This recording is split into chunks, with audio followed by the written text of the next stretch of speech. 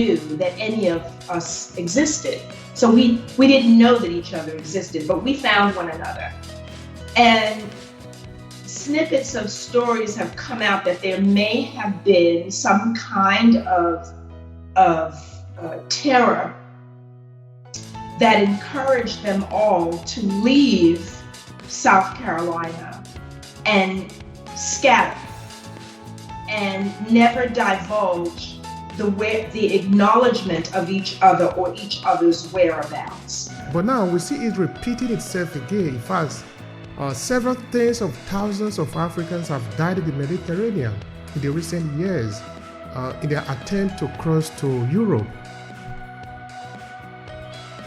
Who are we now in this journey? We are more than just immigrants. We are now a global family. We are now larger than is supposed to be, like just few immigrants coming around.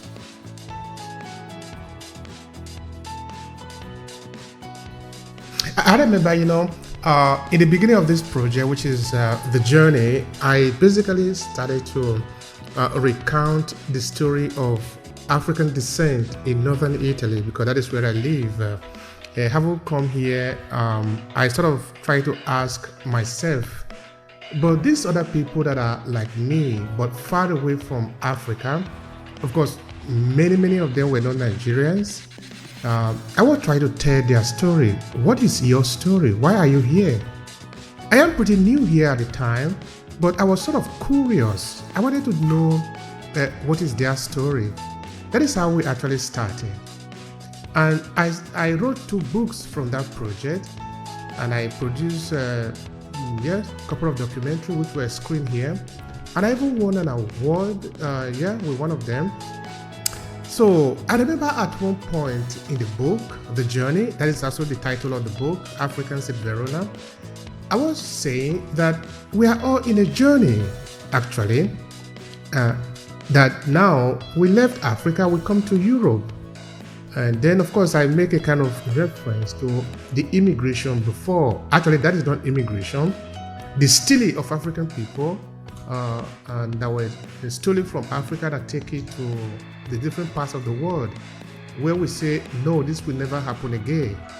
But now we see it repeating itself again. In fact, several tens of thousands of Africans have died in the Mediterranean in the recent years in their attempt to cross to Europe.